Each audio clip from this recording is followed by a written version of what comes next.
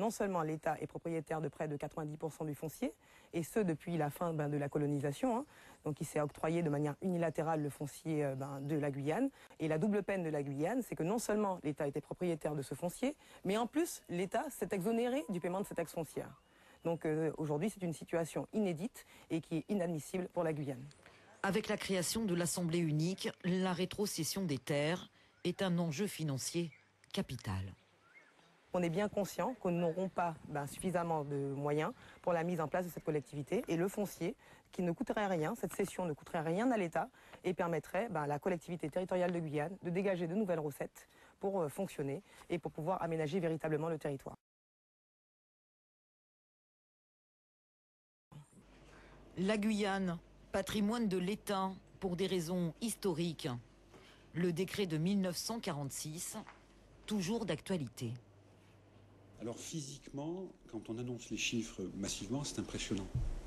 C'est 8,5 millions d'hectares, 85 000 km². Pour faire très vite sur l'histoire, l'État, à la création des départements, a constitué un phénomène de vacuité. C'est-à-dire qu'il a utilisé un dispositif qui est dans le Code des domaines, qui s'appelle le régime des biens vacants et sans maître. Donc 90% du foncier de l'intérieur ou du foncier de la bande côtière ont été remis à l'État. Pour l'administrateur général des finances publiques, l'État serait aujourd'hui prêt à rétrocéder une grande partie de ses terres, peut-être pas encore l'intégralité.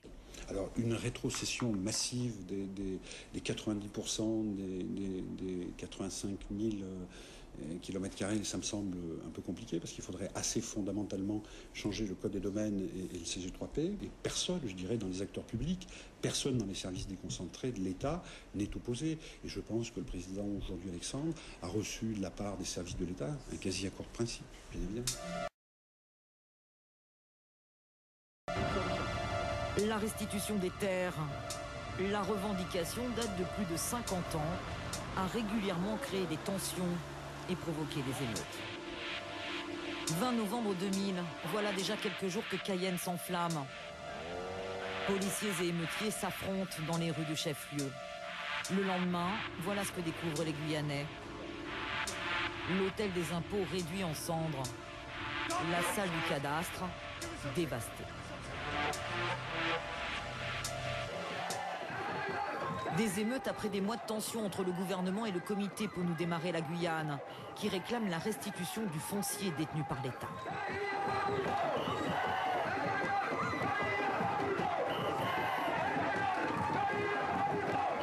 Pour calmer les tensions, l'État crée l'EPAG, l'établissement public d'aménagement de la Guyane. Un vaisseau fantôme durant des années, avec d'énormes problèmes de fonctionnement.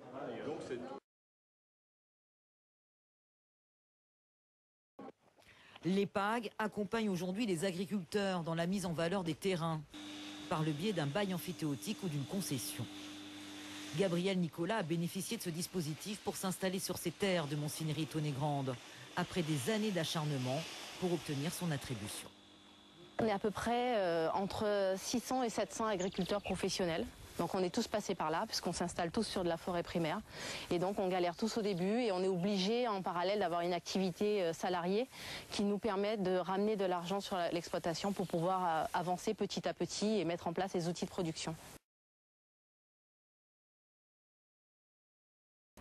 L'Agence d'urbanisme et de développement de la Guyane accompagne les communes dans leurs projets. L'agence a déjà répertorié le foncier libre de 14 des 22 communes de Guyane et l'enjeu est de taille. Aujourd'hui, la question cruciale, c'est de trouver du terrain aménageable. Donc cette rareté du foncier, effectivement, est une question cruciale dans la mesure où la pression démographique est extrêmement forte et qu'on va avoir dans les années à venir à bâtir quasiment une seconde Guyane, en tout cas quasiment à horizon 2030. Donc il faut trouver des terrains libres d'occupation, surtout libres de contraintes, facilement aménageables, à moindre coût pour les aménageurs.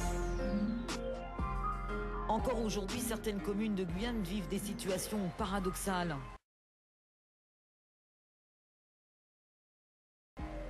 Comme Camopi, un village amérindien dans l'immensité de la forêt équatoriale. Territoire de Camopi, 10 000 km², seulement 2 hectares, propriété de la commune. La commune de Camopi est la seule commune qui n'a rien du tout. Et on nous demande de faire des projets, de monter des projets et aussi de donner notre quote-part. Alors il est difficile pour une commune comme Camopi, très éloignée, avec zéro fiscalité, de pouvoir financer une partie de son projet. C'est très difficile. La terre de Guyane, enjeu de l'avenir de ce territoire de 91 000 km². 253 000 habitants aujourd'hui, 352 000 en 2020. La gestion du foncier, vaste chantier encore en friche, quand l'enfer vert devient territoire tant convoité.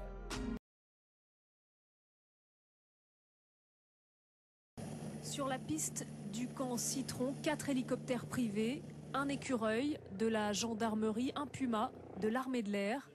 Le dispositif est impressionnant pour déplacer au beau milieu de la forêt les 40 invités de la société Columbus Gold. Cette compagnie minière canadienne, cotée à la bourse de Toronto, est en pleine prospection dans l'ouest guyanais.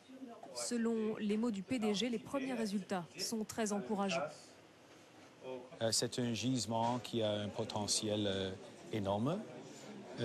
C'est un gisement qui vient jusqu'à la surface, qui peut être exploité à ciel ouvert. Il y a une rue, la rue a besoin d'être améliorée, mais c'est accessible. Alors, à ce moment, on voit qu'on va continuer d'explorer et voir si ça va être économique en 2017. Columbus Gold prospecte depuis 2011 sur le site de Polisnar, tout particulièrement au lieu-dit Montagne d'Or, à 125 km au sud de Saint-Laurent-du-Maroni. La campagne de forage s'est achevée en fin d'année dernière. Aujourd'hui, plusieurs échantillons sont exposés ici, dans cette carothèque du camp Citron. Des kilomètres de roches dont les résultats sont en cours d'exploitation. Donc les roches que vous voyez là, ici... Ce qui nous intéresse le plus, bien sûr, c'est le pourcentage de sulfure. Est-ce qu'on a beaucoup de pyrite, de la chalcopyrite, un sulfure de cuivre, de la pyrrhotite, et parfois on peut voir aussi des grains d'or, comme on vous a montré tout à l'heure. Mais bon, ça c'est plus rare, mais c'est pas parce qu'on la voit pas que forcément elle n'est pas là. Parce qu'elle se trouve vraiment dans la structure interne du minéral de pyrite. Si les résultats sont confirmés par l'évaluation économique, la compagnie minière déposera une demande de permis d'exploitation à l'horizon 2017. Avant cela, le PDG travaille sa communication auprès des élus et des représentants de l'État. Il veut s'assurer que le cadre réglementaire français ne va pas contrarier les projets de sa compagnie. Et sur ce point, le préfet de Guyane paraît confiant. Nous travaillons sur ce projet à bas bruit depuis plus d'1 an et nous avons déjà donné à l'entreprise toutes les autorisations réglementaires qu'elle souhaitait. Nous travaillons aussi sur l'arrêté d'ouverture des travaux miniers et pour l'instant c'est un projet qui se présente extrêmement bien et c'est un projet structurant pour la Guyane. Si Columbus Gold obtient son permis d'exploitation, ce sera le début d'une ère industrielle pour le secteur minier de la Guyane. Jusqu'à présent, le territoire n'abrite que des petites unités artisanales. Pour éviter un refus comme celui d'IAM Gold en 2008, le gouvernement a mis en place un comité de pilotage. Il travaille sur une charte de mines responsables à laquelle participe la députée Chantal Berthelot. Le terme de mine responsable implique beaucoup de choses, évidemment. La responsabilité sociale et environnementale. Ça veut dire comment, effectivement, dans l'exploitation industrielle aurifère qu'on va avoir, l'environnement est protégé. Et ensuite, la réhabilitation du site, comment il sera fait. Et d'autre part aussi, la mine responsable, pour moi, c'est aussi le côté social. Et là-dessus, on doit être vigilant également. Si le projet se finalise, la mine pourrait entrer en exploitation à l'horizon 2020. Son potentiel est évalué à 150 tonnes d'or. C'est l'équivalent de ce qu'ont produit l'ensemble des mines de Guyane ces 30 dernières années. Il faut le rappeler. Je pense que là, on a une expression malheureuse, une expression de plus de l'hégémonie, de la suprématie de la vision que l'ONF a de la gestion du territoire, de laquelle il exclut totalement les acteurs du territoire.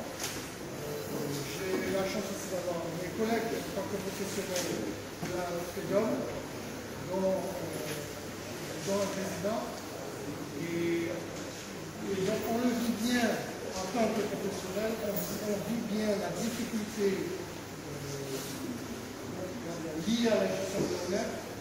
lié au fait que l'ONF a une vision totalement exclusive de la gestion du territoire et finalement la seule condition des directeurs c'est de ne rien faire, de ne surtout pas occuper le territoire, l'intérieur du territoire, mais même les zones urbaines, parce que là on est à Matoury, on est en pleine zone de proximité de la ville.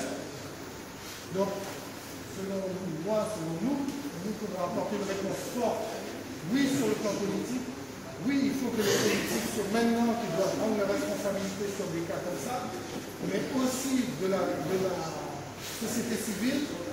J'entends dans la société civile les professionnels concernés par la gestion de l'ONF, mais aussi les citoyens lambda, les agriculteurs, les plus réactifs, mais aussi les citoyens, parce que la question de l'occupation du territoire nous concerne tous. Pour ça, nous avons une proposition depuis Annodation, depuis Côté-Pâle, c'est de tout simplement supprimer l'ONF et de remplacer l'ONF par un office territorial de forêt qui aurait les mêmes missions, mais qui serait tout simplement sous la coupe des représentants du peuple, plutôt que d'une gestion complètement anarchique, parce qu'il faut savoir que l'ONF échappe même aujourd'hui au pouvoir des représentants de l'État. C'est-à-dire que l'ONF, c'est l'État dans l'État. L'ONF répond à ses propres logiques. L'ONF en commission, et ça on le vit tous les mois, l'ONF est capable de dire non au préfet sans que le préfet réponde. Sans que le préfet, et le préfet dit je suis impuissant parce que c'est le gestionnaire de la même société locale.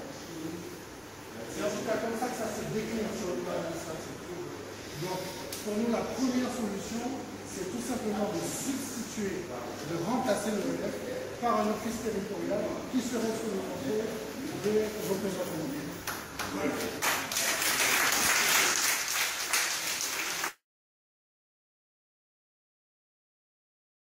Deux membres du mouvement international pour les réparations interpellés hier lors d'un rassemblement sur un terrain privé à Matoury. Tout aurait commencé par la visite d'agents de l'ONF. La mobilisation semble déjà en route au vu des soutiens qui s'expriment dans la salle et aux côtés du mouvement international pour les réparations. Les sympathisants et les membres du MIR sont encore sous le choc après l'arrestation de deux membres hier en pleine cérémonie d'hommage aux ancêtres. Ils étaient sous ce carbet situé à la Chaumière lorsque deux agents de l'ONF se présentent. Premier bagage, il dit nous, à qui est ça l'ONF et ici à Dié. Seulement voilà, les agents sont repartis et quelques minutes plus tard, le site est encerclé par au moins une quinzaine de gendarmes, dont certains bien armés.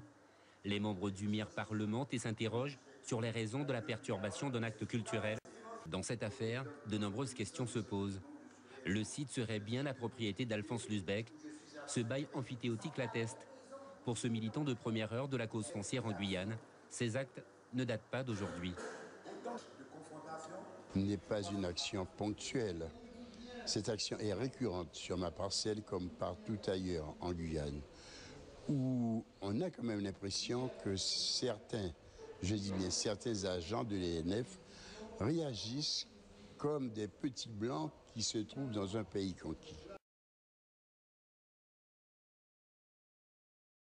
La question de la rétrocession totale du foncier de l'État fera l'objet de discussions ultérieures dans le cadre d'États généraux. Et oui, messieurs, mesdames, dans nos pays, la Guyane, regardez ça qui arrive nous. Depuis quelques temps, ils gagnent débarquer, ils disent nous belles promesses, belles racontes, belles discours. Mais regardez l'État pays en bilique. Pas qu'un usine, pas qu'un travail, pas qu'un rien qui a développé un pays. Même pas la route pour pouvoir rouler. Mais tous les choix, toujours les bons discours. Et bien nous, à présent, nous décider pour nous lever, pour nous prendre nos pays en main. Et pour ça, nous disons qu'il est 27 février 1999. Et bien nous, les élus de Guyane, nous mettons-nous ensemble pour nous développer le pays. Alors nous disons, après ça, nous travaillons pour ça. Regardez, regardez à nos pays. Rien qui a chez l'homme, rien qu'à faire. Mettez-nous en cache-poule. C'est pas normal pour le pays comme la Guyane, regardez la taille moyenne. Pour chaque peuple, chaque monde dit Guyane, chaque monde qui arrive en pays, pas de mot sur la terre. Alors, on va dire que c'est mon nom. Il lève, il tend pour nous lever, lever pour nous prendre nos pays en main. lever pour nous développer nos pays, pour nous petites qui gavent. Priez pour gagner du travail.